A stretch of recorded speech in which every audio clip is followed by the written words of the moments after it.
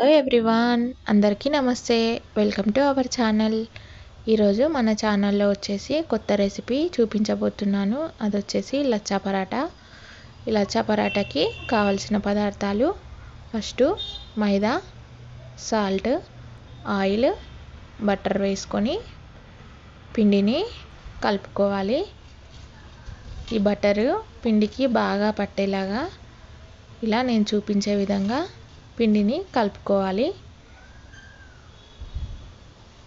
ఈ బటర్ పిండికి బాగా పట్టేంత వరకు కలుపుకున్న తర్వాత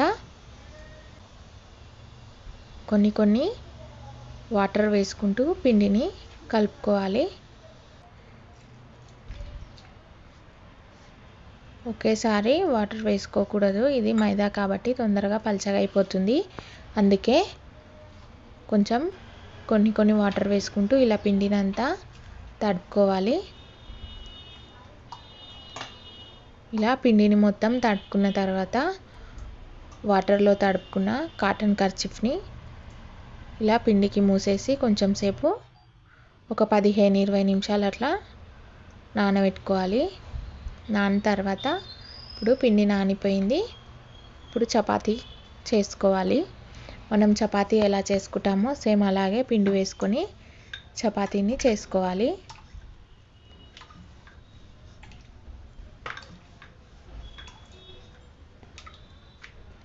ఈ చపాతీ చేసుకున్నప్పుడు పల్చగా చేసుకోవాలి, మందంగా చేసుకోకూడదు. పల్చగా చేసుకుంటేనే పరాటా బాగా వస్తుంది.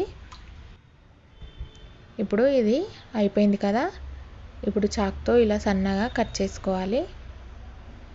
ఈ లాస్ట్లో ఎడ్జెస్ని కట్ చేయకూడదు, ఈ మధ్యలో మాత్రమే కట్ చేసుకోవాలి. అయితే ఈ లాస్ట్లో కట్ చేసుకుంటే ఏమవుతుందంటే ఇది పరాటా చేసుకునేటప్పుడు ఇబ్బంది అవుతుంది. అందుకే కట్ చేయకుండా మధ్యలోనే కట్ చేసుకోవాలి. పూర్తిగా కట్ చేసుకోకూడదు. లాస్ట్లో పూర్తిగా ఇలా కట్ చేసుకున్న తర్వాత ఎంత సన్నగా వీలైతే అంత సన్నగా కట్ చేసుకోవాలి. తర్వాత ఇలా ఆయిల్ని ఈ పరాటా దీనిపైన అంతా అప్లై చేసుకోవాలి.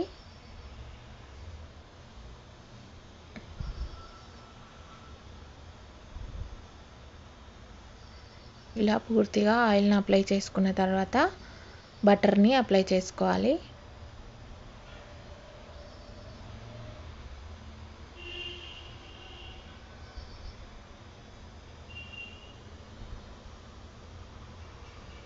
ఇలా అంతా అప్లై చేసుకున్న తర్వాత అయిపోయింది కదా, ఆయిల్ బటర్ రెండు పెట్టేసుకున్నాం. తర్వాత మైదా పిండిని పైన నుంచి ఇలా జల్లుకోవాలి. అయితే ఈ లేయర్స్ అన్నీ అతుక్కోకుండా విడివిడిగా ఉంటాయి పిండి జల్లుకోవడం వల్ల. అందుకే పిండిని బాగా అంతా ఈ చపాతీ మీద అంతా చల్లుకోవాలి. ఈ చల్లుకున్న తర్వాత దీన్ని చాకుతో మెల్లగా ఇలా తీసుకుంటూ రావాలి. ఇది ఫాస్ట్గా చేయకూడదు, మెల్లిగా చేసుకోవాలి. ఇలా చేసుకోవాలి. నేను చాకుతో చేస్తున్నాను. నార్మల్గా అయితే చేయితో కూడా మనం పిండి వేసుకుంటూ తీసేసుకుంటే వచ్చేస్తుంది ఈజీగానే. ఇలా మనం చుట్టుకునేటప్పుడు ఇలా చుట్టుకుంటూ పిండిని వేసుకోవాలి వీటిపైన. అయితే ఈ లేయర్లు మూసుకోకుండా విడివిడిగా ఉంటాయి.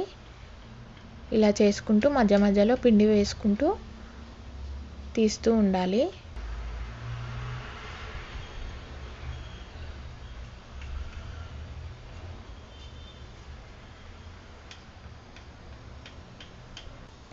ఇలా పూర్తిగా తీసిన తర్వాత మళ్ళీ లాస్ట్లో కొంచెం పిండి వేసుకొని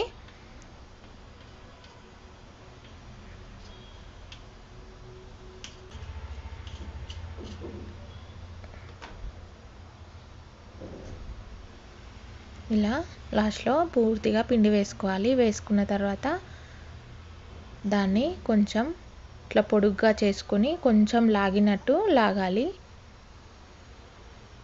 ఇలా నేను చూపించే విధంగా కొంచెం దాన్ని లాక్కోవాలి. బాగా గట్టిగా లాగకూడదు, మెల్లిగా ఇలా లాక్కోవాలి. నేను చూపించే విధంగా మెల్లిగా లాక్కున్న తర్వాత దానిని రౌండ్గా చుట్టుకోవాలి.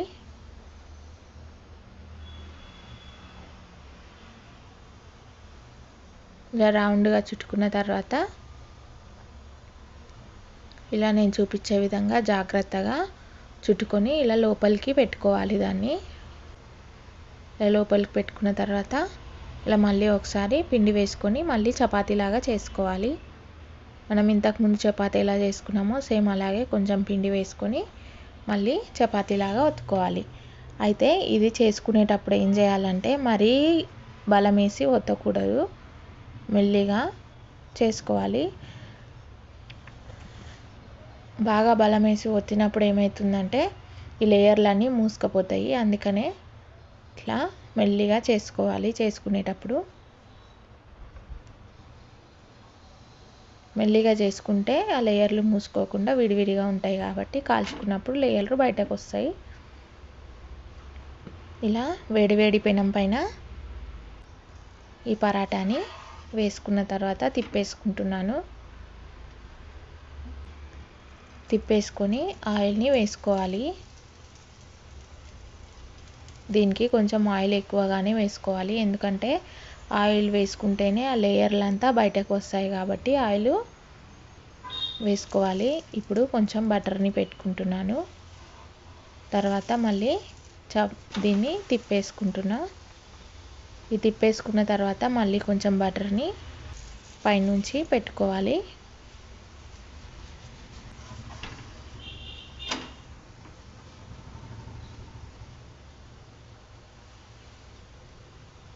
ఈ పరాటా వచ్చేసి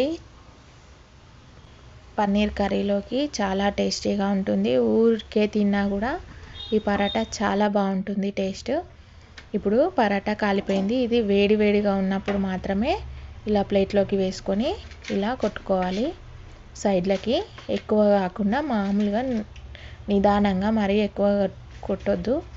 మామూలుగా ఇలా చేత్తోని ఇలా ఇలా కదిలించినట్టు చేసుకుంటే ఆ లోపల ఉన్న లేయర్స్ అన్నీ బయటకు వచ్చేస్తాయి.